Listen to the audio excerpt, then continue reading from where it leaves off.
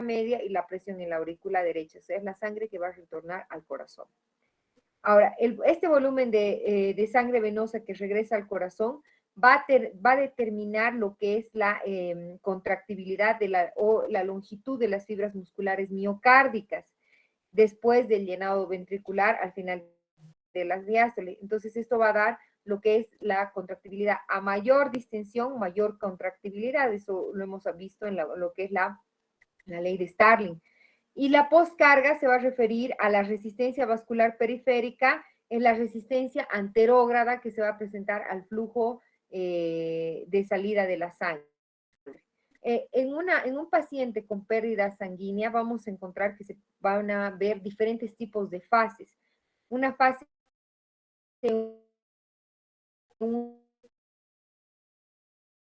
una fase inicial en la que se va a encontrar una respuesta a la pérdida de sangre, que es la postcapilar, espacios también se produce una disminución de la presión hidrostática capilar y aparece en la microcirculación anóxica si este estado se mantiene. Vamos a tener una segunda fase, que es la fase de expresión del espacio vascular. En estos casos, la necesidad de oxígeno va a determinar la apertura de los capilares y esto determina que vaya a haber menor sangre circulante, lo que va a llevar consecuentemente a una disminución de la presión venosa central y una disminución por consiguiente del gasto cardíaco. Ya en una fase 3, que tenemos la fase de coagulación intravascular diseminada, como va a haber un cambio de metabolismo, de un metabolismo aeróbico a un metabolismo anaeróbico, vamos a entrar en un estado de acidez del medio, lo que va a producir más un enlentecimiento circulatorio que lleva a un aumento de la viscosidad sanguínea. Esto va a favorecer la coagulación intravascular con consumo de factores de coagulación y liberación de enzimas líticas que llevan una digestión intracelular y una autólisis celular. Y finalmente, si este estado de shock no se revierte, se llega a una fase de shock irreversible, donde ya hay liberación de fibrinolicinas que van a determinar la lisis de los coágulos con encharcamiento celular y se lleva a una necrosis con falla orgánica en relación a la extensión del proceso. Entonces, si hablamos en términos generales, y ustedes deben, para poder entender cómo se va desarrollando las diferentes etapas del shock, vamos a tener primero una respuesta temprana. Esta respuesta temprana es una respuesta compensatoria a la pérdida del volumen sanguíneo. Como se pierde sangre, entonces, ¿qué hace el cuerpo? Produce una vasoconstricción progresiva de lo que es la circulación cutánea, la circulación muscular y la circulación visceral. ¿Con qué objetivo se produce esta vasoconstricción? Con el objetivo de preservar el flujo de sangre a los órganos vitales, como ser el riñón, el corazón y el cerebro. La respuesta usual es esta vasoconstricción y también el corazón va a producir lo que es un aumento en la frecuencia cardíaca en un esfuerzo de mantener o conservar el gasto cardíaco. En la mayoría de los casos, en todos los pacientes que están cursando con shock, la taquicardia es nuestra señal más temprana para identificar un paciente con estado de shock. Por eso se dice, por ejemplo, que todo paciente que esté con taquicardia, más piel fría y pálida por esta vasoconstricción que les he dicho que es periférica, hasta no demostrar lo contrario, estaríamos frente a la presencia de un estado de shock. En estas alteraciones se va a dar la liberación de catecolaminas endógenas que aumentan la resistencia vascular periférica, que a su vez aumentan la presión arterial diastólica y reducen la presión de pulso. Pero ese aumento de la presión hace poco para aumentar la perfusión de órganos y la oxigenación tisular en estos casos. En pacientes que tienen un estado de shock hemorrágico temprano, el retorno venoso puede estar hasta cierto punto compensado en algunos casos, pero ya posteriormente se va a ver afectado y es por eso que se necesita una restitución del volumen para permitir la recuperación del estado de shock cuando la hemorragia ha sido en algunos casos detenida. Posteriormente, a medida que van pasando las horas, vamos a tener una respuesta tardía que está mediada por, como les había dicho, por las catecolaminas, por la histamina, la bradicinina, las beta-endorfinas, los prostanoides, las citocinas, los cuales van a tener acción a nivel celular, a nivel de la microcirculación y también a nivel de la permeabilidad. A nivel celular, por ejemplo, las células van a estar inadecuadamente perfundidas y oxigenadas. Estas van a perder por la disminución en la oxigenación y la perfusión los sustratos esenciales para el metabolismo aeróbico normal. Ustedes saben que para la producción de la energía del ATP se sigue el ciclo de Krebs. En este es un ciclo de tipo aeróbico para producir 32 moléculas de ATP. Pero si no hay una buena oxigenación en los tejidos y hay unas células inadecuadamente perfundidas y oxigenadas, va a haber un cambio en el metabolismo, de un metabolismo aeróbico a un metabolismo anaeróbico. Pero ¿cuál es la consecuencia de este cambio de metabolismo?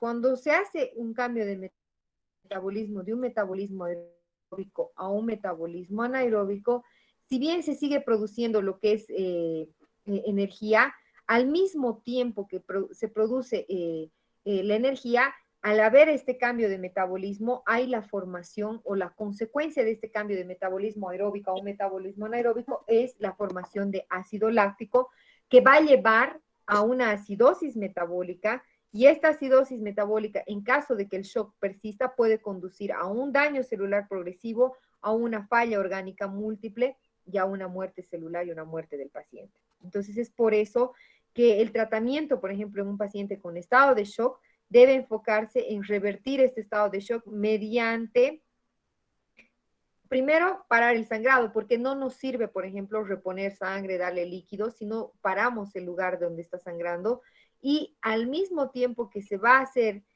parar el lugar donde está, controlar la hemorragia, se debe proporcionar al paciente una adecuada oxigenación, una buena ventilación y además, sobre todo, una reposición apropiada de líquidos, porque este paciente ha estado en continua pérdida de líquidos.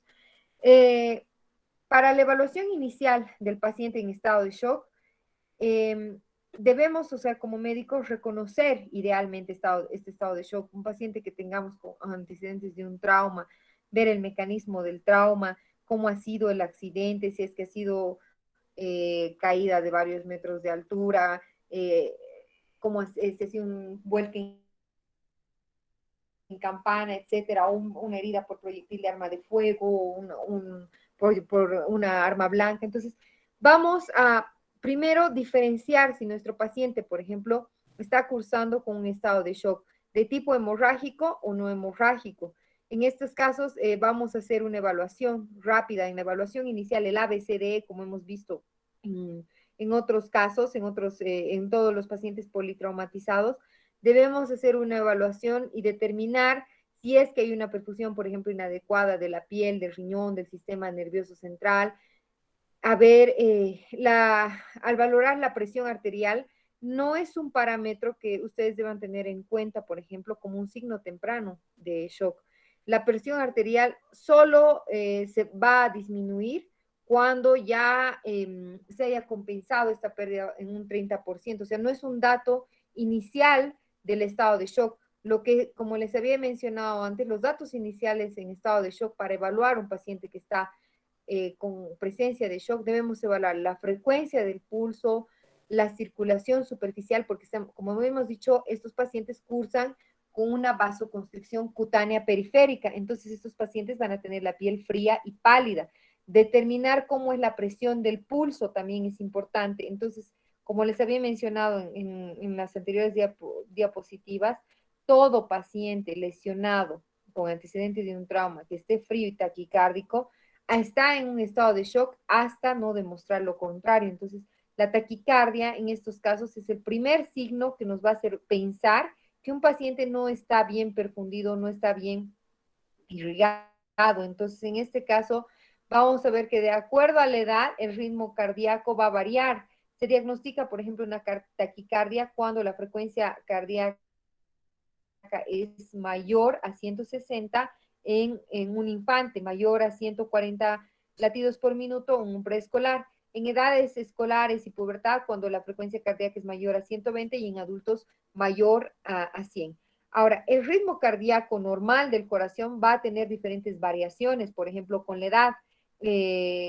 Como están viendo en estos casos, por ejemplo, en niños es mayor la frecuencia cardíaca, pero también en pacientes mayores, por ejemplo, en ancianos o adultos mayores, puede no manifestarse la taquicardia debido a su respuesta cardíaca limitada al estímulo de catecolaminas o al uso, por ejemplo, de medicamentos como beta bloqueadores. Entonces hay que tener en cuenta eso cuando hacemos la evaluación de un paciente anciano. También estos pacientes utilizan marcapasos, entonces no vamos a encontrar la taquicardia que encuentran en una persona que no utiliza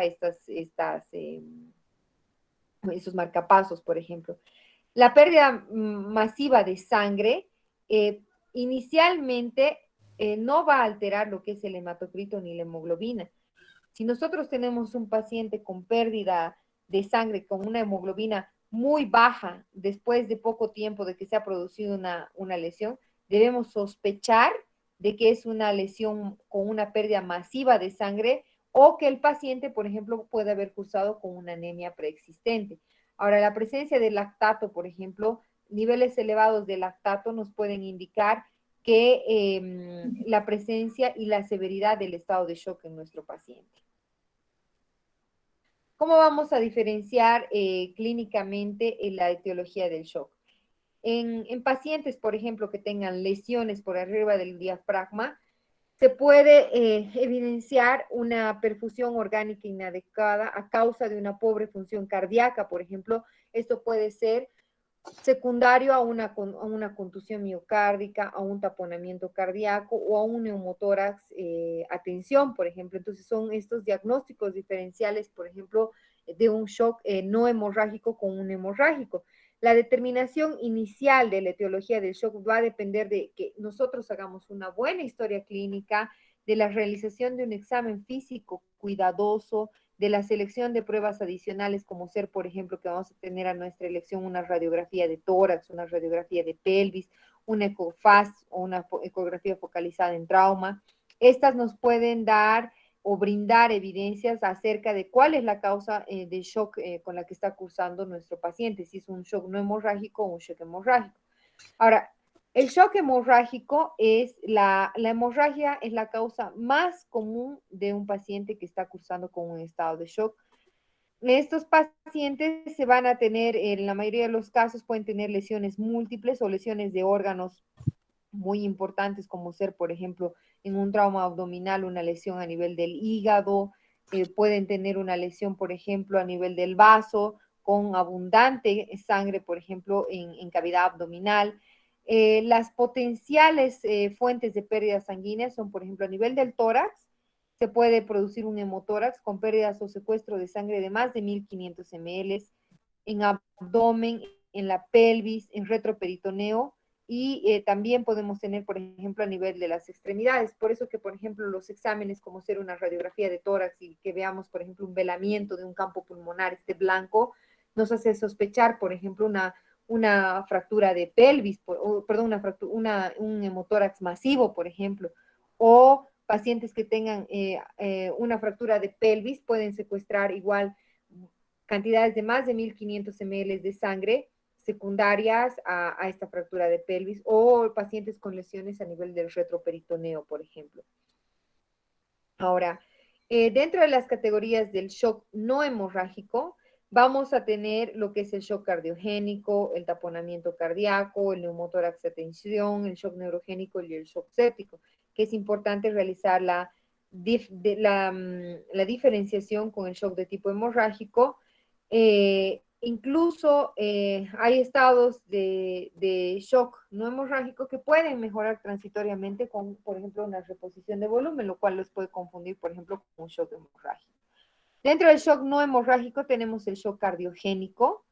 En este caso, la disfunción miocárdica puede ser causada por contusión miocárdica cerrada, por un taponamiento cardíaco, por una embolia aérea o a veces incluso por un infarto agudo de miocardio. Se debe sospechar de este trauma cardíaco contuso dependiendo del mecanismo del trauma. Por ejemplo, cuando se produce una desaceleración rápida, un paciente que estaba yendo a gran velocidad en su automóvil y se choca contra un objeto fijo, perdón, y tiene, por ejemplo, un choque de la parte del tórax contra el volante. Todos los pacientes con trauma o sospecha de trauma con lesión miocárdica requieren que se les haga una monitorización constante con electrocardiograma de forma continua. ¿Para qué? Para detectar patrones de lesión, para detectar arritmias, por ejemplo. También este estado de shock puede ser secundario a un infarto debido a una edad avanzada del paciente, por ejemplo, o en pacientes incluso intoxicados por drogas, podemos encontrar alteraciones. También para hacer una diferenciación de este, por ejemplo, de un infarto, podemos solicitar enzimas cardíacas que nos van a ayudar, por ejemplo, con el diagnóstico. Uno de las causas de shock muy frecuentes es el taponamiento cardíaco. Este se puede presentar tanto en traumas penetrantes como en traumas contusos.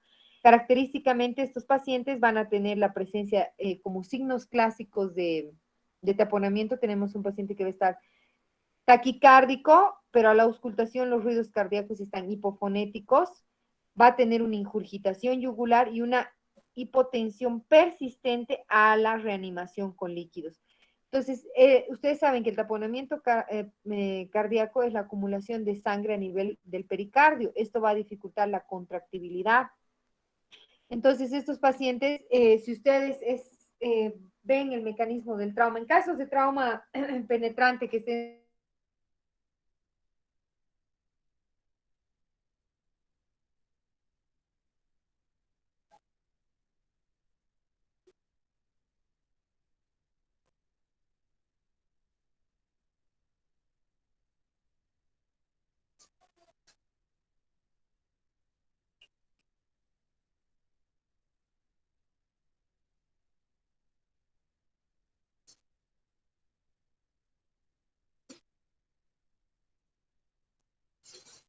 de los líquidos, debemos sospechar de que estamos cursando con un taponamiento cardíaco. ¿Cómo vamos a confirmar el diagnóstico? Si en el servicio de emergencia se cuenta con la ecografía focalizada en trauma, que es la ECOFAS, por ejemplo, que es la ecografía que se realiza en la cama de paciente en emergencia, se puede hacer y ver sangre en los espacios que comúnmente no hay. En este caso, en el espacio pericárdico, va a haber la acumulación de sangre que va a disminuir la contractibilidad y en este caso vamos a sospechar de un taponamiento cardíaco.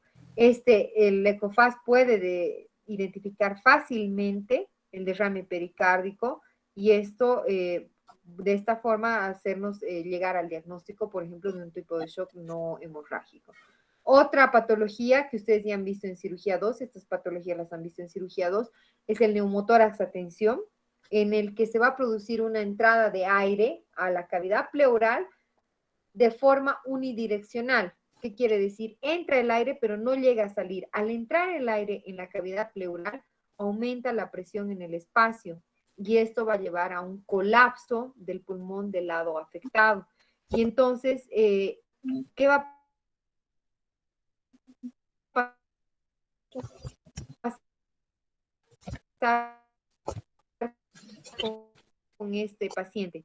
Va a haber aumento de la presión, disminución de lo que es el retorno venoso por esta desviación, y esto también trae como consecuencias una disminución del gasto cardíaco. Entonces, si nosotros tenemos un paciente, por ejemplo, un dolor, una dificultad respiratoria, que tiene un dolor torácico intenso, incluso que siente que mete aire, pero no entra.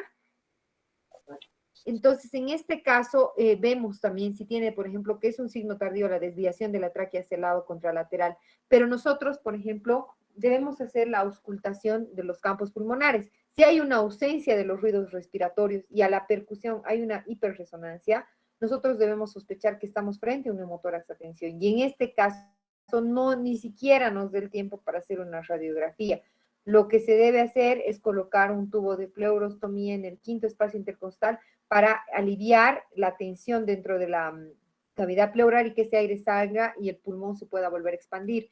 Si yo no tengo, estoy, por ejemplo, en un sitio del campo y no tengo, por ejemplo, un tubo de pleurostomía, lo que se puede hacer es una toracocentesis a nivel del segundo espacio intercostal, línea medio clavicular, para convertir un neumotórax a tensión en un neumotórax simple y que tengamos tiempo de manejar este paciente para evitar las complicaciones como es la muerte. Otro tipo de shock que va a presentar de tipo no hemorrágico es el shock neurogénico. Las lesiones intracraneales aisladas, por ejemplo, no causan shock a menos de que haya un compromiso, por ejemplo, del tronco cerebral.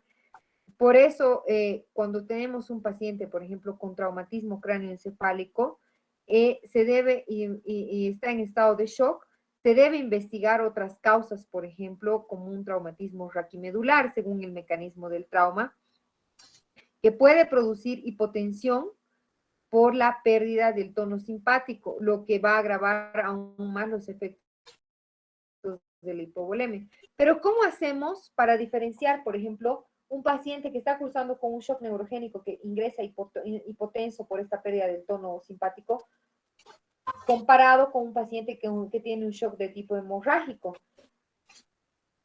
En pacientes con shock neurogénico es característico que haya una hipotensión, pero sin taquicardia. Habíamos dicho que la taquicardia es un signo temprano de shock en pacientes. En estos casos, en caso de un paciente con shock neurogénico, no hay esta taquicardia.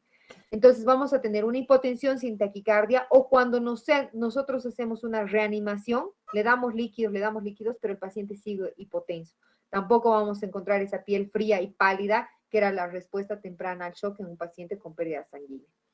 Otro tipo de shock es el shock séptico. Este ya es más tardía la respuesta, es debido a un proceso infeccioso secundario, un trauma, pero esto se va a dar bastantes horas después de que el paciente acuda al departamento de urgencias.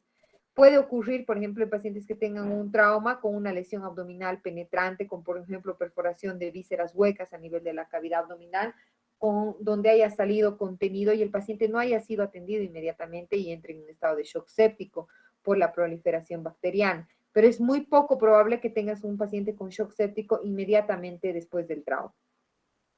Los pacientes en estado de shock séptico tienen en estos casos como mecanismo de respuesta compensatorio al estado de shock taquicardia, piel, a diferencia de un paciente con shock de tipo hemorrágico, en estos la piel está caliente, la presión de pulso está alta, la presión sistólica baja. Entonces, hay diferencias entre un shock de tipo hemorrágico y un shock de tipo séptico o no hemorrágico.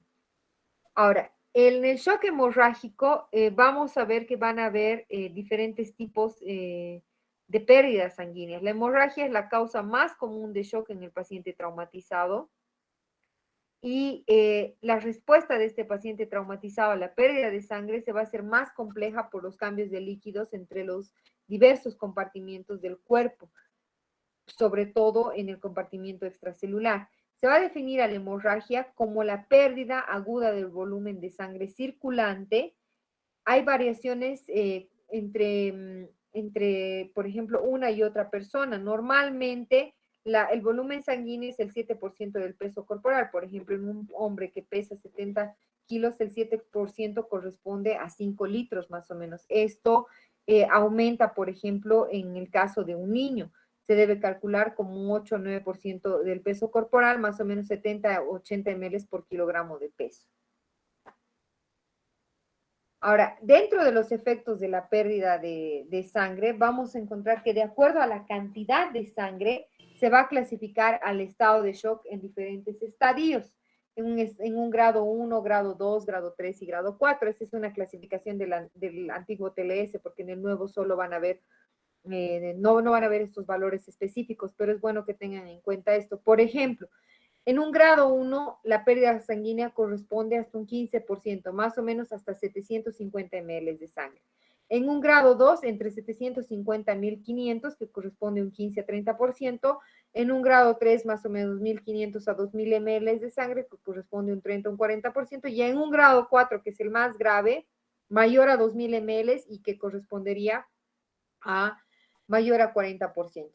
Para valorar un paciente en estado de shock debemos valorar los diferentes parámetros como ser la frecuencia de pulso, la presión arterial, la presión de pulso, la frecuencia respiratoria, la diuresis, el estado mental y la restitución con qué líquido se va a hacer de acuerdo al estado de shock.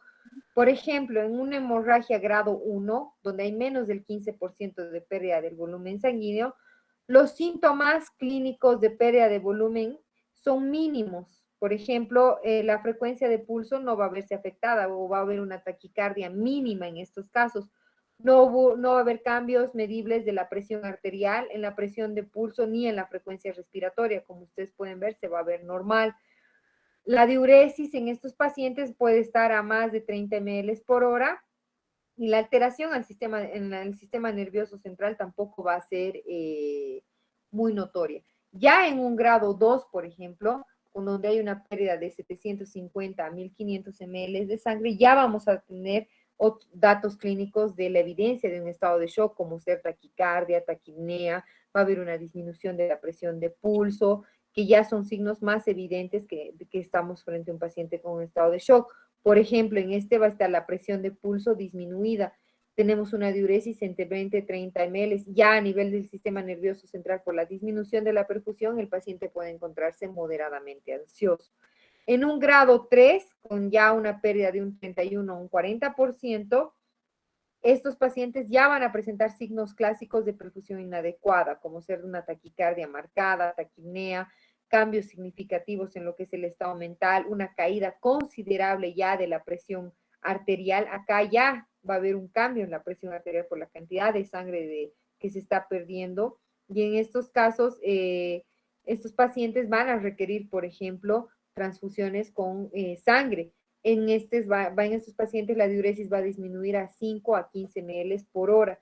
Ya en un grado 4, donde se pierde más de 2000 ml, ya tenemos una presión arterial disminuida, una taquicardia marcadísima de más de 140 latidos por minuto, tenemos una presión de pulso disminuida, tenemos una frecuencia respiratoria mayor a 35 respiraciones por minuto, casi ya no orina nuestro paciente, está en el estado de conciencia, está confuso, letárgico.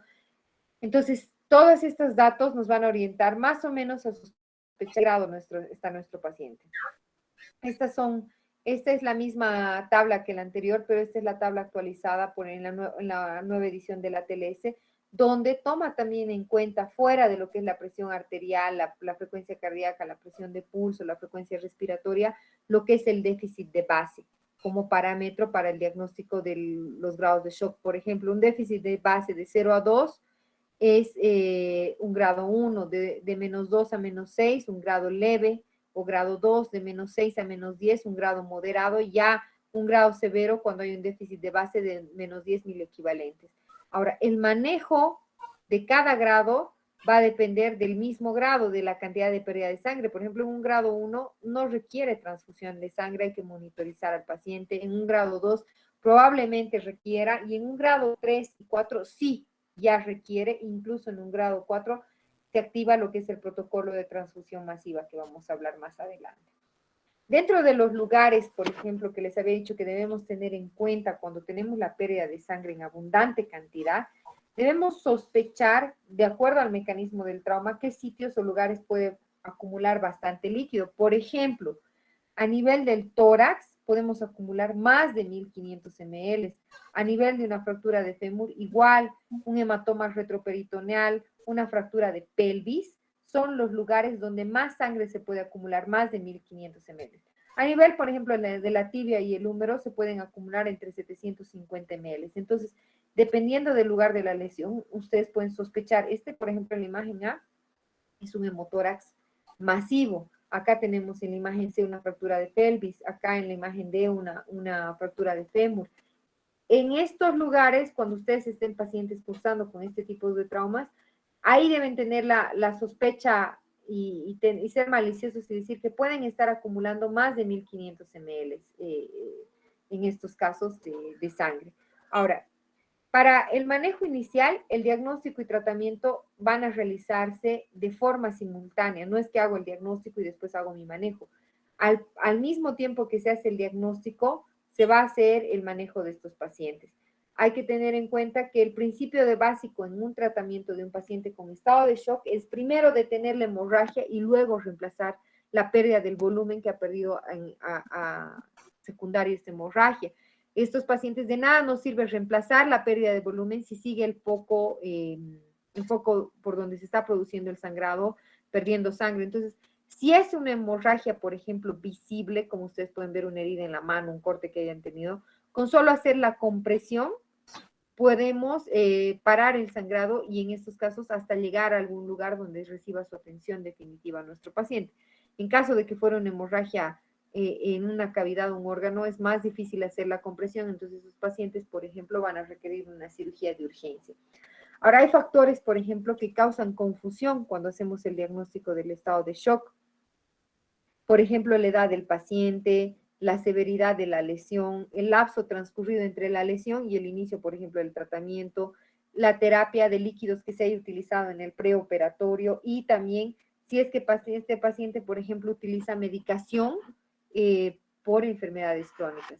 Ahora, cuando se hace el manejo de estos pacientes en el examen físico, vamos a hacer o va a estar dirigido a la evaluación de lesiones que ponen en peligro inmediatamente la vida. ¿Qué quiere decir? Si no trato a este paciente inmediatamente, se va a morir en cuestión de segundos a minutos.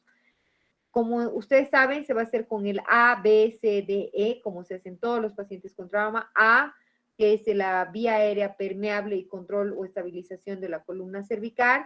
La B, que es la ventilación. La C, que es la circulación, que tiene parte importante en el manejo de estos pacientes. La D, el déficit neurológico. Y la exposición.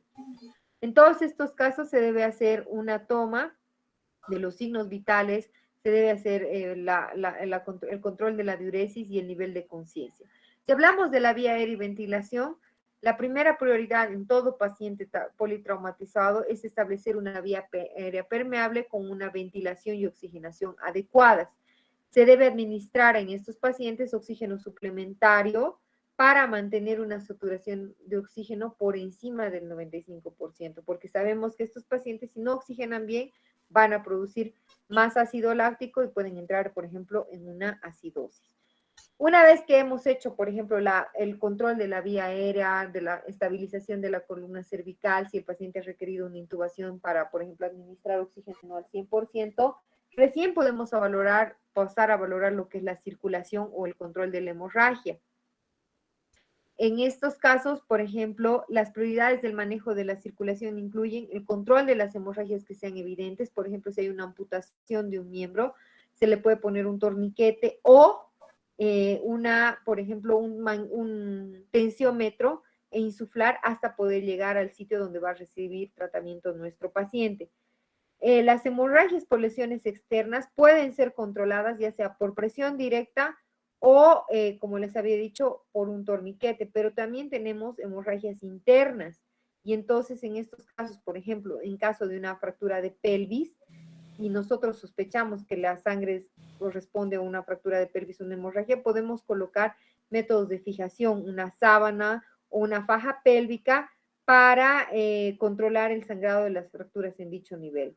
También se puede hacer cirugías con angioembolización para detener, por ejemplo, las hemorragias internas. Pero no se debe olvidar hacer una reposición de estos del volumen y valorar la perfusión. Después también valorar la cirugía. Debemos valorar el déficit o daño neurológico. Estos pacientes pueden tener un daño neurológico secundario a la disminución de la perfusión de sangre a este nivel, porque como les he dicho, el cuerpo trata de mantener la perfusión a órganos vitales, como ser cerebro, corazón, riñones. Pero cuando hay una gran pérdida de líquidos o de sangre y el paciente no es capaz de compensar esto, no se hace una reanimación adecuada, el estado de conciencia se puede ver afectado porque no va a haber una buena perfusión cerebral. Entonces, en este caso, vamos a hacer la valoración de la escala de coma de Glasgow para ver si, por ejemplo, hay un deterioro neurológico o en algunos casos, el shock de tipo hemorrágico puede ir también asociado a un daño neurológico, un trauma, por ejemplo, encefalocraneal, y debemos discernir en estos casos. En la exposición se debe descubrir completamente al paciente. ¿Para qué? Para buscar el sitio probable de la lesión, de dónde está sangrando nuestro paciente, porque hay hemorragias como pueden ser evidentes externamente y otros lugares, por ejemplo, si ustedes tienen un paciente que se ha caído de varios metros de altura sobre su costado izquierdo, vamos a buscar áreas de quimosis, por ejemplo, en el hipocondrio izquierdo, hundimientos que nos hagan sospechar, por ejemplo, un trauma o lesión a nivel del vaso que sea la causa, por ejemplo, de la pérdida de sangre. Se debe desvestir rápidamente al paciente para hacerle una revisión rápida de la cabeza hacia los pies, pero siempre teniendo cuidado de evitar la hipotermia al desvestirlo, porque esta hipotermia puede exacerbar la pérdida de sangre y contribuir a lo que es la coagulopatía y empeorar la acidosis. Entonces, si este paciente entra en una hipotermia, una acidosis y una coagulopatía, estaríamos cruzando con la triada de la muerte. Entonces, por ejemplo, para prevenir esta hipotermia, siempre vamos a utilizar, por ejemplo, calentadores de líquidos cuando se hace la reanimación al paciente y, por ejemplo, técnicas externas como ser colocarles mantas, mantener un ambiente caliente en el lugar donde se va a hacer el examen físico.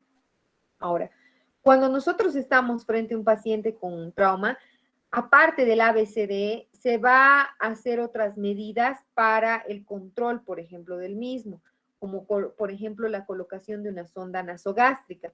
La sonda nasogástrica, en la mayoría de los pacientes politraumatizados, el accidente ha sido, por ejemplo, posterior a la ingesta de bebidas alcohólicas, y estos pacientes comen, entonces tienen el estómago muy lleno y pueden o tienen el riesgo de una broncoaspiración. Entonces, el colocar la sonda nasogástrica nos alivia la distensión gástrica, porque la distensión gástrica puede, por ejemplo, generar arritmias o una hipotensión inexplicada o una bradicardia por un reflejo vagal. Entonces, al colocar la sonda nasogástrica, nosotros aliviamos esta distensión gástrica y también evitamos o disminuimos el riesgo de broncoaspiración, que sería una complicación fatal en estos pacientes.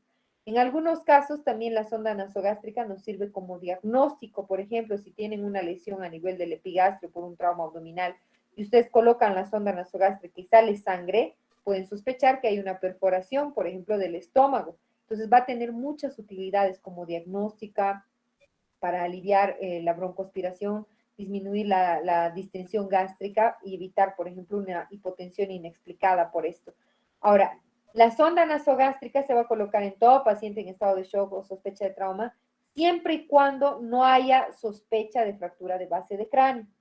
¿En quiénes vamos a sospechar fractura de base de cráneo? Por ejemplo, en pacientes que tengan ojos de mapache, signo de Batle, o que no tengan o que hayan tenido salida de líquido cefalorraquídeo, perdón, por el oído o por la nariz, en ellos está totalmente contraindicada la utilización de una sonda por vía nasogástrica. ¿Por qué? Porque si hay una sospecha de fractura de base de cráneo, la sonda se puede ir hacia la región encefálica. En estos casos, por ejemplo, la sonda se va a colocar por vía orogástrica.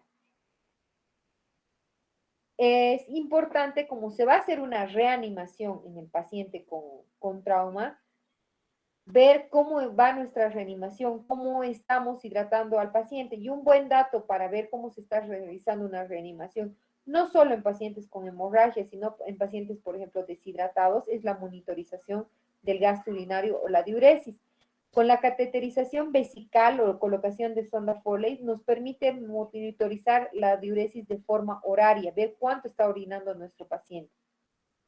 Pero así como nos es de utilidad la colocación de una sonda Foley para la monitorización de la diuresis, para ver si estamos haciendo bien nuestra reanimación, es importante tener en cuenta que está contraindicada la colocación de una sonda Foley cuando hay sospecha de lesión a nivel de la uretra. ¿Y cuando sospechamos de lesión uretral? Cuando hay, por ejemplo, sangre en el meatro uretral, cuando hacemos un tacto rectal y la próstata está elevada o cabalgada, cuando hay equimosis, por ejemplo, en la región a nivel de los labios o a nivel de la región escrotal, en estos casos está contraindicado totalmente la cateterización por vía vesical, porque si hay una lesión de la uretra, agravaríamos en este caso. Pero si es que no hay ninguna de estas contraindicaciones, por ejemplo, la sonda Foley o la cateterización vesical nos permite monitorizar la diuresis. Por ejemplo, si colocamos la sonda y obtenemos orina de tipo hematórica, nosotros podemos sospechar de un trauma renal, por ejemplo, y que este nos va a dar datos de una sospecha de esta lesión. Entonces tiene su utilidad, pero a tener cuidado mucho con las contraindicaciones de la colocación de cada una de ellas. En cuanto a los accesos vasculares, que es una de las partes más importantes en la reanimación de estos pacientes, en el acceso vascular se debe colocar rápidamente 2 vías endovenosas de grueso calibre, mínimo de 18G en el adulto, antes que la vía venosa central. Colocar 2 vías de grueso calibre, ¿qué quiere decir? En ambos brazos, en ambas extremidades superiores de preferencia.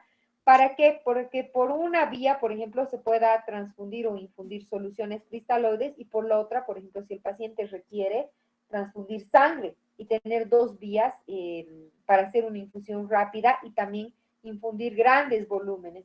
En estos casos, se debe utilizar para la reanimación líquidos tibios o también bombas de infusión para hacer rápida la infusión en hemorragias, por ejemplo, masivas o severas.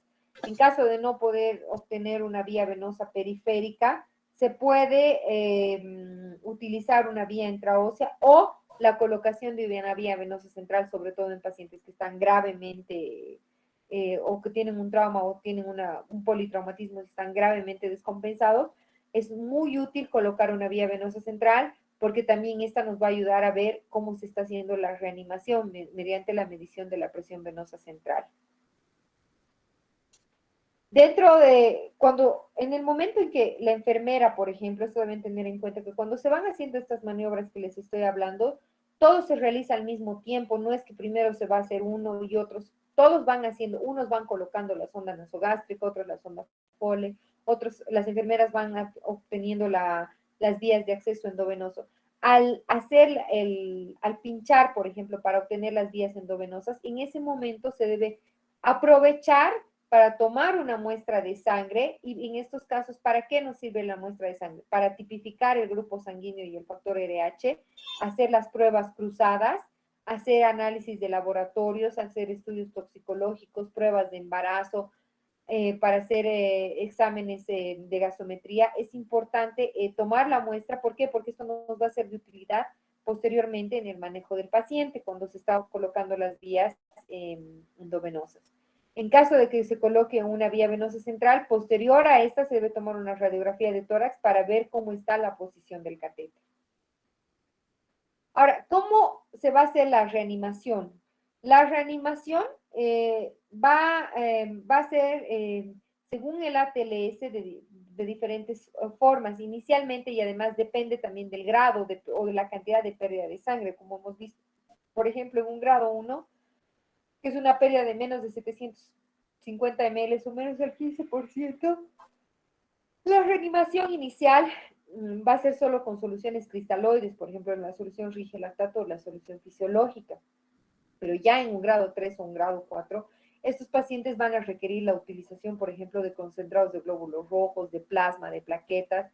Ahora, cuando hacemos la reanimación inicial con soluciones cristaloides, estas nos van a permitir una expansión transitoria del espacio intravascular para reponer las pérdidas que ha tenido el paciente, pero esto es solo una forma transitoria. ¿Por qué? Porque ustedes saben que cuál es el componente principal de la sangre, los glóbulos rojos, que son los encargados del transporte del oxígeno. De nada nos sirve reanimar a nuestro paciente con líquidos cristaloides porque estos no tienen glóbulos rojos y no van a transportar el oxígeno. Lo único que vamos a hacer es diluir al paciente si hacemos solo la reanimación con cristaloides. Mientras no paremos el foco de hemorragia, no podemos hacer la reanimación solo con cristaloides, sino se debe tener en cuenta también, de acuerdo al grado de pérdida de sangre, la utilización de concentrado de glóbulos rojos. ¿Cómo se hace la reanimación en un paciente en estado de shock? En estos casos, en los adultos se puede iniciar con un bolo inicial de 1 litro o 1000 ml de solución rigelactato tibia. En niños a una dosis de 20 ml por kilogramo de peso. Ahora, cuando nosotros ponemos un bolo inicial, ¿qué quiere decir? Esos 1000 ml van a entrar a chorro, pero no es cuestión de que entren esos 1000 ml, mejore la presión, mejore el estado hemodinámico y dejemos ahí al paciente. Siempre que se haga una reanimación, nosotros debemos evaluar cómo responde nuestro paciente a esta terapéutica inicial en la reanimación, porque el objetivo de la reanimación es restaurar la perfusión de los órganos y también la oxigenación tisular. Esta reanimación se va a lograr no solo con la administración de cristaloides, sino con la administración de derivados de sangre para compensar esas pérdidas que ha tenido el espacio intravascular. Entonces, iniciamos la reanimación con 1000 ml de solución Ringer-Lactato.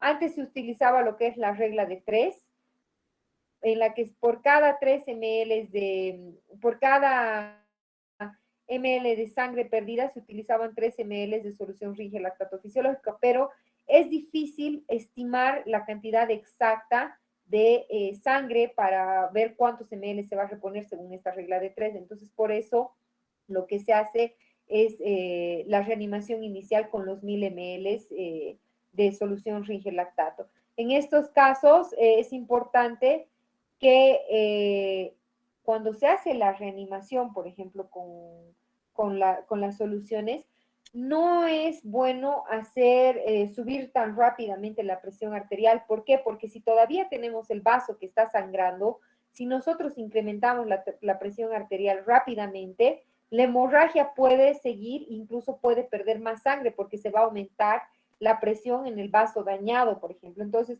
cuando se hace la reanimación, por ejemplo, la reanimación en pacientes con soluciones cristaloides, se requiere de un enfoque cuidadoso y balanceado con reevaluaciones frecuentes. O sea, cada vez que vamos haciendo la reanimación, vamos a reevaluar constantemente al paciente. Espérenme un segundo, por favor. Está sonando mi celular.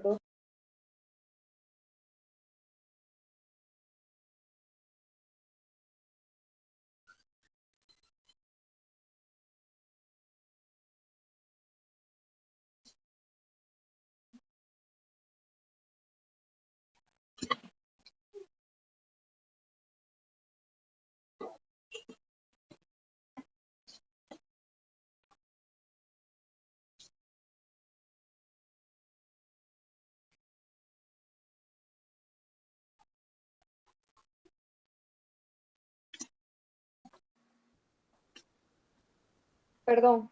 Entonces les decía, por ejemplo, cuando se hace la reanimación con líquidos hay que tener cuidado de no poner los líquidos a una infusión tan rápida que se aumente tanto la presión que pueda producir más sangrado. Entonces, en estos casos, el objetivo es evitar un resangrado, pero mantener una presión que pueda ser lo suficiente como para mantener la perfusión y la oxigenación a nivel de los tejidos. Entonces, a esta reanimación de tipo balanceada se le ha denominado reanimación controlada, reanimación balanceada o una hipotensión permisiva. O sea, el paciente puede estar a un hipotenso, pero con la capacidad de mantener la perfusión a los órganos. Entonces, esta estrategia es un puente para que podamos instaurar posteriormente, por ejemplo, la cirugía y que el paciente pueda llegar a la sala de quirófano. Ahora, ¿cómo vamos a medir la respuesta a nuestra reanimación con líquidos?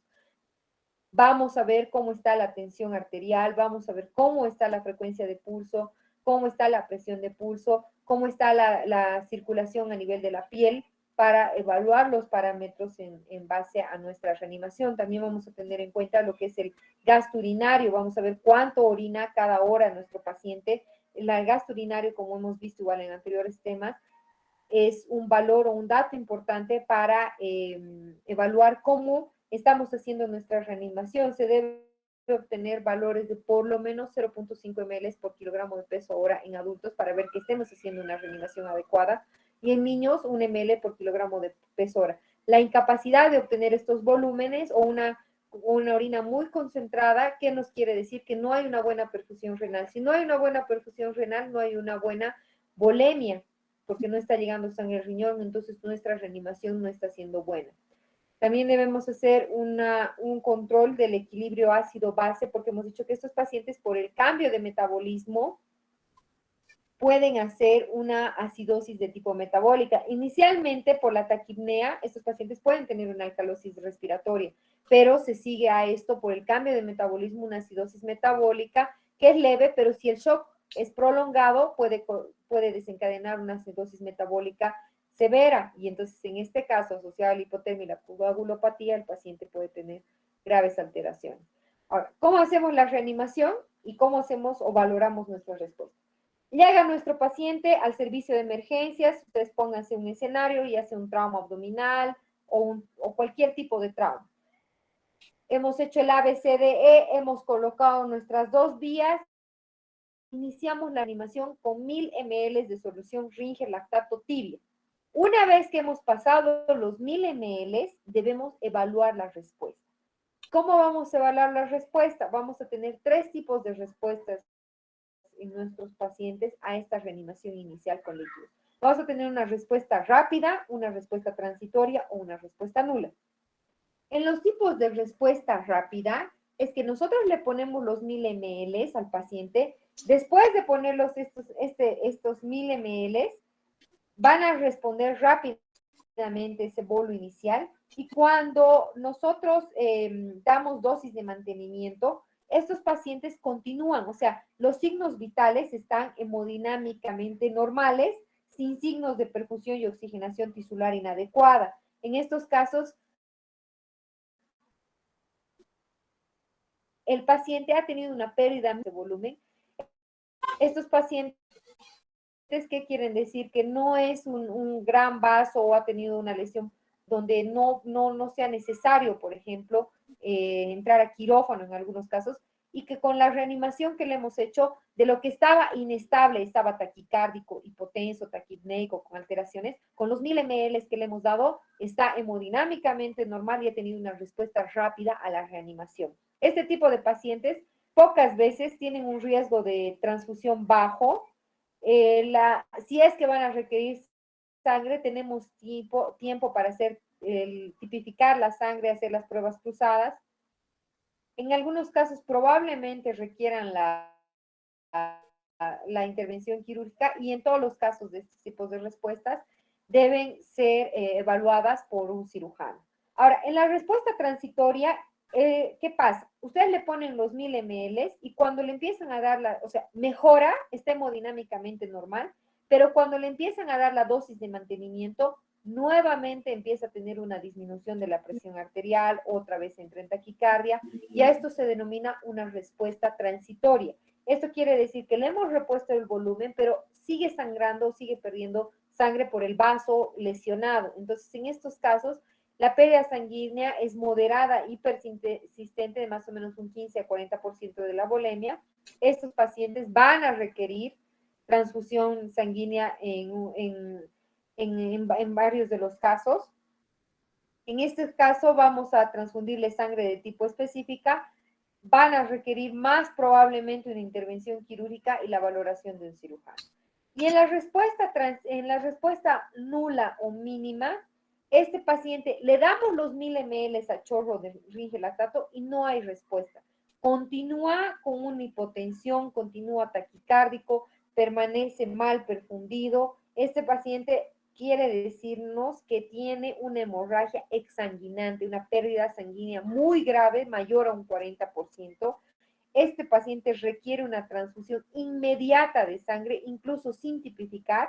Se le va a dar la sangre universal en emergencia, la O negativa, y que este paciente probablemente directamente entre a quirófano y necesita urgentemente la valoración por el cirujano. En cuanto a la necesidad de realizar o iniciar una transfusión de sangre, se va a basar en los diferentes tipos de respuestas que hemos visto antes.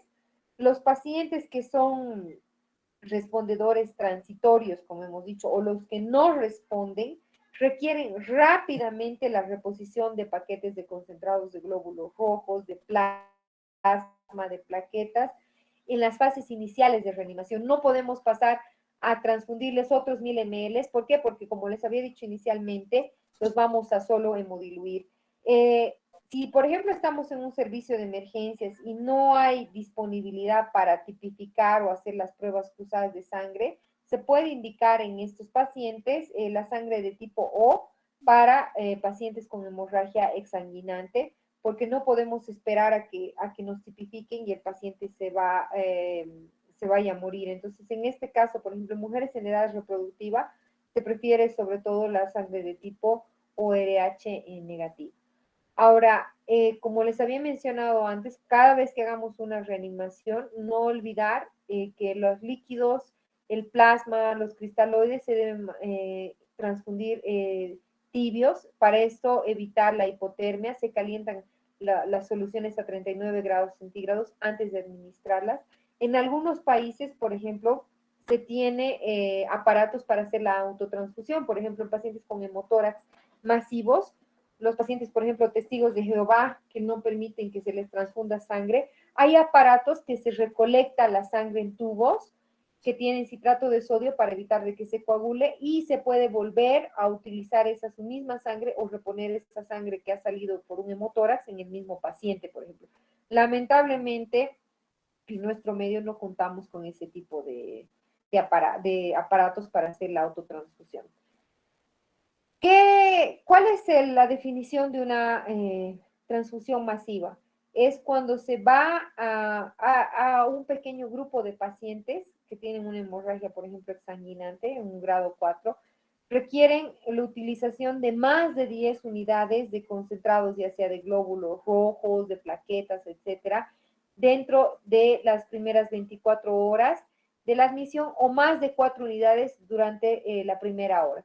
La administración temprana de paquetes de glóbulos rojos, plasma, plaquetas, en esto, en una proporción balanceada con los cristaloides. ¿Para qué? Para mejorar la sobrevida de estos pacientes, porque ya les he dicho que los cristaloides lo único que van a causar es dilución del paciente, sí nos van a mejorar la volemia, pero no nos van a mejorar la oxigenación. Entonces, por eso, en algunos pacientes se va a realizar esta transfusión masiva. Ahora, se debe tener cuidado con lo que es la coagulopatía cuando se hace el manejo de estos pacientes. En pacientes que tienen trauma severo y hemorragia, dan como resultado, por ejemplo, cuando se va perdiendo sangre en el vaso que ha sido lesionado, se van formando, ¿no es cierto?, las plaquetas y van formando coágulos, pero llega un momento en donde va a haber un agotamiento de este mecanismo de formación de coágulo y se va a producir un consumo de los factores de coagulación. Y en estos casos se puede entrar en una coagulopatía, que quiere decir que la sangre no coagula y se pueden producir hemorragias en napa, ya sea a nivel de los capilares, a nivel de hemorragias cerebrales, se pueden producir hemorragias a nivel de órganos que no son el vaso sanguíneo propiamente lesionado. Y en estos casos, los pacientes van a morir por esta coagulopatía porque ya más bien no pueden coagular, y esto se debe tener en cuenta sobre todo cuando hacemos la reanimación en los pacientes, porque si ustedes hacen la reanimación con líquidos como cristaloides sin darles plaquetas, sin ponerles, por ejemplo, concentrados de glóbulos rojos, o no hacer una reanimación balanceada, podemos llegar a esto. Y también en algunos casos cuando, por ejemplo, la reanimación se hace con líquidos fríos, porque la hipotermia puede agravar esta coagulopatía, va a actuar a nivel de la agregación plaquetaria y de la cascada de coagulación, contribuyendo a que se produzca esta en los pacientes politraumatizados. Por eso se debe tener cuidado cuando se hace la reanimación en los pacientes para evitar la coagulopatía. Ahora, también en lo que ahora se utiliza, por ejemplo, en el escenario incluso de donde se produce el trauma, es el ácido tranexámico, que va a ayudarnos para evitar esta coagulopatía. Incluso se le puede utilizar dentro de las primeras 3 horas producidas la lesión. Se le da, por ejemplo, la primera dosis durante 10 minutos en el lugar de la escena. Esto nos va a ayudar a evitar, por ejemplo, la coagulopatía. En algunos casos, también, si es que se dispone, por ejemplo, y el paciente ya ha llegado al lugar o al hospital en el que va a recibir el tratamiento, o en el hospital de tercer nivel, ya se inicia la transfusión masiva con plaquetas, crioprecipitados, plasma fresco. Esto debe ser guiado por estudios de la coagulación y también por los niveles del fibrinógeno para seguir los principios que les había dicho de la reanimación balanceada. ¿Qué más? En estos pacientes también debemos tener en cuenta al hacer la reanimación y el diagnóstico y tratamiento del estado de shock, los diferentes estados. Por ejemplo, en pacientes con edad avanzada, el envejecimiento produce una disminución de la actividad simpática.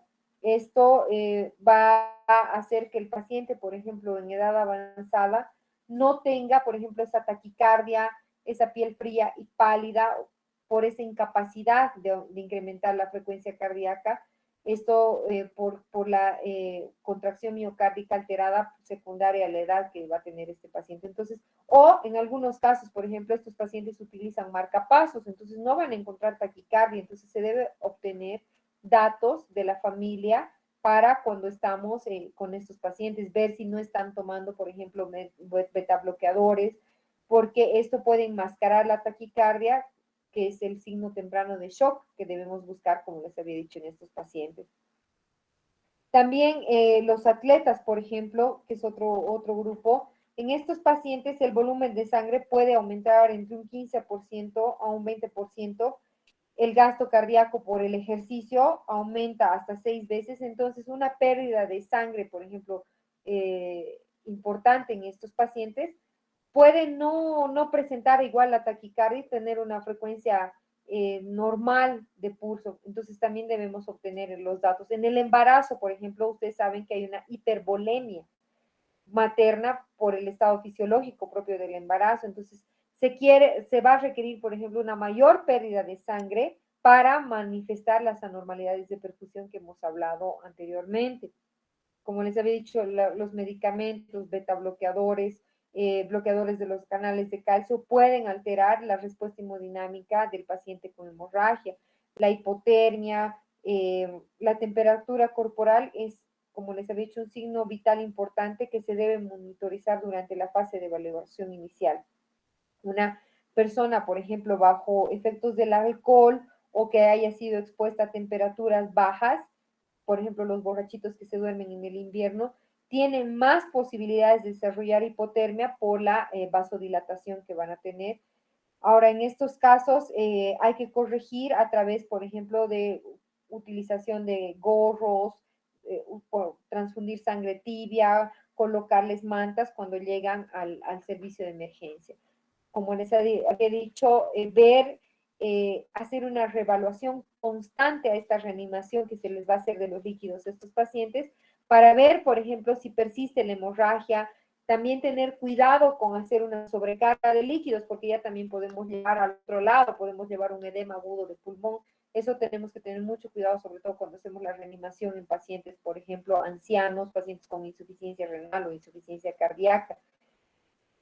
Un sangrado, por ejemplo, de origen no diagnosticado es la causa más común de una mala respuesta a esta terapia de reanimación que hemos hablado. Entonces, si nosotros reanimamos y no hay una buena respuesta, debemos volver a reevaluar y buscar dónde puede haber sido el lugar de la hemorragia y reconocer, por ejemplo, otros pacientes, otros problemas que pueda tener el paciente. En resumen, para dar los puntos más importantes del tema de shock, es una anomalía del sistema circulatorio que va a producir una perfusión orgánica y una oxigenación tisular inadecuada. La hemorragia es la causa de shock en la mayoría de los pacientes traumatizados. En estos pacientes se requiere un control inmediato de la hemorragia, o sea, parar el foco de sangrado, si es un trauma hepático, entrar, resolver, si es una hemotórax, igual resolver el hemotórax, parar el foco de sangrado y al mismo tiempo realizar el reemplazo de líquidos o sangre para la reanimación balanceada de nuestro paciente. El diagnóstico y el tratamiento deben realizarse simultáneamente, lo que les había repetido.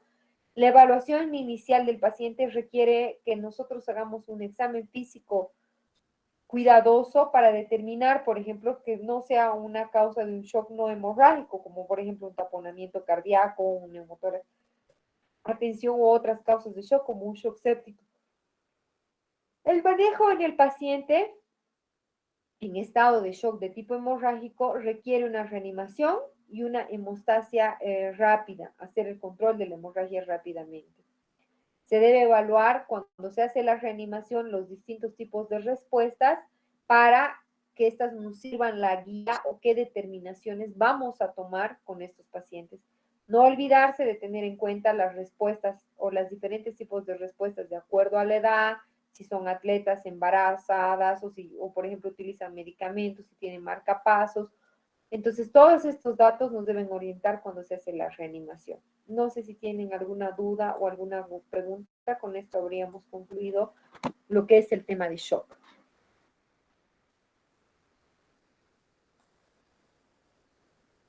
Este tema lo pueden estudiar para los que exponen y también para el examen del ATLS. Está explicado a detalle todo lo que les he hablado, cómo se hace la reanimación, la evaluación inicial, qué tipos de respuesta tiene nuestro paciente. No se olviden, es importante, por ejemplo, evaluar la respuesta del paciente. Supongamos que no necesariamente tienen que tener un shock o en hemorragia grado 3 o grado 4. Cuando ustedes hagan su servicio rural, estén en el campo, pueden tener un paciente que por un accidente se ha cortado la mano al estar haciendo con la moladora o etcétera. O una lesión, por ejemplo, a nivel del antebrazo de la muñeca. ¿Qué vamos a hacer si está perdiendo sangre inmediatamente? Vamos a valorar si, por ejemplo, la pérdida de sangre es un sangrado de una arteria importante, por ejemplo, si hay una lesión de la arteria radial. Palparemos la presencia del pulso. Primero es importante, por ejemplo, en lesiones a nivel de las extremidades, palpar el pulso, si está la arteria, si hay pulso o no. Si no hay pulso, puede ser que se haya lesionado la arteria.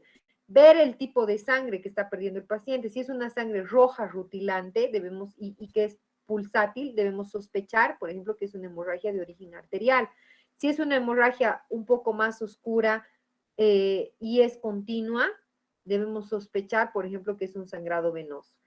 Si, digamos, hemos tenido una amputación o una herida pequeña, sí se puede utilizar el torniquete por tiempos limitados. ¿Por qué? Porque al utilizar el torniquete disminuimos la perfusión a la parte distal, que son los dedos, y cuando hacemos la reperfusión esto puede causar daños de isquemia, necrosis, entonces debemos tener cuidado. Si ustedes tienen a su disposición un tensiómetro, lo que pueden hacer es colocar en el antebrazo o en las extremidades inferiores el tensiómetro, insuflar el manguito para disminuir en ese rato, es como si ustedes estarían pisando una manguera y disminuir el sangrado hasta que puedan llegar al centro o lugar donde se va a realizar la reanimación. Si es, por ejemplo, un sangrado venoso o es una arteria que no es un vaso principal, pueden hacer la ligadura y después la sutura de la lesión. Pero, por ejemplo, si se compromete la arteria radial, la arteria femoral, hay una amputación traumática del brazo o de la pierna, ustedes deben trasladar a ese paciente a un centro de referencia a un tercer nivel para el manejo por el cirujano cardiovascular. Obviamente lo van a trasladar colocando sus vías de grueso calibre para tener una vía por si el paciente en el periodo del traslado les puede hacer un paro, por ejemplo, teniendo una buena oxigenación, una buena vía aérea, haciendo el ABCD rápidamente para poder trasladar al paciente. Pero si estamos frente a estos pacientes, hay que ver, cuando ustedes estén frente a un sangrado, no vayan a tratar de pinzar el vaso que está sangrando, porque ustedes no pueden valorar en ese momento si es un vaso o una arteria importante. Y al pinzar, ustedes pueden causar daño del endotelio vascular, para que después eso va a dificultar, por ejemplo, la reparación por parte del cirujano vascular. Hay pinzas especiales, son pinzas hemostáticas, que sí pueden pinzar los vasos sanguíneos sin causar daño del endotelio para su posterior reparación, pero comúnmente estas pinzas no están disponibles en los centros de primer y segundo nivel, sino están en centros de tercer nivel. En estos casos, como les había dicho, colocar el manguito o en, las pinzas colocar o proteger las ramas de las pinzas con, por ejemplo, pueden sacar de los equipos de venoclisis, cortar los tubitos y proteger estas pinzas y ahí pinzar. Pero no les recomiendo pinzar si ustedes no están o no están seguros de que es un vaso importante. Mejor colocar el tensiómetro y en caso, por ejemplo, de amputación traumática de un miembro inferior, no pueden dejar sangrar al paciente. Ahí sí van a colocar el torniquete, si se puede recuperar la extremidad, mantenerla fría hasta llevarlo al centro de donde va a ser transferido el paciente para ver si, por ejemplo, se puede hacer un reimplante de la extremidad. Pero lo importante en estados de shock, en un paciente que tiene pérdida sanguínea, es identificar la presencia de shock. No se olviden, el mecanismo temprano que les he hablado de de respuesta de nuestro organismo a la pérdida de shock es que va a producir una vasoconstricción periférica a nivel de las extremidades. ¿Para qué? Para mantener esa sangre para el cerebro, corazón, riñón. Y entonces, al hacer la vasoconstricción periférica, la piel está fría y pálida. Y el corazón, como tiene menos volumen porque está perdiendo, aumenta la frecuencia cardíaca. Entonces, todo paciente con un trauma que esté frío, taquicárdico y pálido, hasta no demostrar lo contrario, debemos sospechar que estamos en un estado de shock. No esperen tener la presión arterial baja como primer signo temprano de shock. La presión arterial baja cuando ya los mecanismos de compensación no son lo suficientes como para mantener la volemia o un estado de perfusión a los órganos y empieza a bajar la presión arterial. Ya cuando tenemos una presión arterial baja, debemos sospechar que nuestro paciente ha perdido bastante sangre. Incluso las pruebas de laboratorio inicialmente pueden encontrarse una hemoglobina, un hematocrito normal cuando se toma los valores de sangre. Si encontráramos un hematocrito bajo y una hemoglobina baja tempranamente, debemos sospechar que el paciente ha sangrado mucho o que ya tenía una anemia antes, como les había mencionado. Entonces, todas esas cosas deben hacer. No olvidarse evitar la hipotermia, la acidosis, la coagulopatía, la acidosis dando buena oxigenación a los pacientes, la hipotermia transfundiendo soluciones tibias y calientes. Siempre que se hace la reanimación con los 1000 ml, se le pone los 1000 ml a cholo y evaluar la respuesta, ver cómo están los signos vitales. Si vuelven a ser hemodinámicamente normales y se mantienen normales con la dosis de mantenimiento, porque le damos los 1000 ml y después vamos a disminuir y ya no vamos a dar a chorro, vamos a dar una dosis de mantenimiento. Y si se mantienen estables, así una respuesta rápida. No hay una pérdida grande de sangre. Pero si le damos los 1000 ml, mejora. Pero cuando le estamos dando la dosis de mantenimiento, vuelve a bajar la presión, vuelve a estar hipotenso, quiere decir que sigue sangrando y que nuestra respuesta solo ha sido transitoria. Y peor aún, si no hay una respuesta a los 1000 ml, que el paciente está sangrando, tiene una hemorragia grande en un vaso importante y ese paciente debe entrar a quirófano, no solo le vamos a dar cristaloides, sino también le vamos a transfundir o vamos a hacer una transfusión masiva con concentrados de glóbulos rojos, plasma, plaquetas para mejorar la sobrevida de nuestro paciente. Si no hay ninguna duda ni ninguna pregunta, hemos concluido el tema. Nos faltan 3 temas, un tema que es de líquidos y electrolitos, nos falta un tema de métodos de diagnóstico y nos falta el tema de anatomía de la cara. La siguiente clase vamos a hacer líquidos y electrolitos y tal vez el tema de métodos de diagnóstico y la subsiguiente acabaríamos con el tema de anatomía, que espero que tengamos, no me han dicho exactamente las fechas de los exámenes, sino voy a tener que ver dependiendo de la fecha que nos den para medicina, porque los parciales comienzan el 4 de abril. Dependiendo de la fecha que comience, si es la primera semana o la segunda semana, vamos a ver cuántos temas avanzamos la siguiente clase. No he querido llevar más temas el día de hoy para no sobrecargarlos. La siguiente clase vemos líquidos y electrolitos, que tiene algo de relación con esto de reanimación que hemos hablado. Y la subsiguiente clase, ahí sí tal vez podamos hacer 2 temas, el de métodos de imagen y de anatomía. Caso contrario, si es la primera semana de abril el examen, la siguiente semana daremos 3 temas. ¿Hay alguna duda, alguna pregunta? Este tema va a ser el tema de exposición de la siguiente semana para sus grupos prácticos. Lo pueden leer de la TLS, ya tienen el libro y voy a ver si les voy a pasar si tengo otra bibliografía adicional para que puedan leer. Si no hay ninguna duda, entonces nos vemos la siguiente clase o en sus grupos prácticos o teóricos. Para los que han pasado, no sé si hoy día hemos pasado clases con alguno de ustedes, ya les he pasado el trabajo práctico, que es la infografía de quemaduras, que ese es el trabajo práctico de esta semana.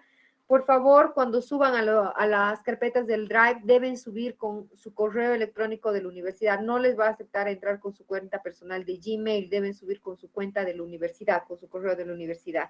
El plazo de entrega, como les había dicho desde el primer día de clases, es de 1 semana para cada trabajo. Estos trabajos me van a servir para poder hacer la evaluación individual, porque no todos van a alcanzar a exponer los temas. Entonces, con esto puedo tener sus notas para la parte práctica y las preguntas que les hago en clases prácticas. Si no hay ninguna duda, que tengan buenas noches y nos vemos la siguiente clase.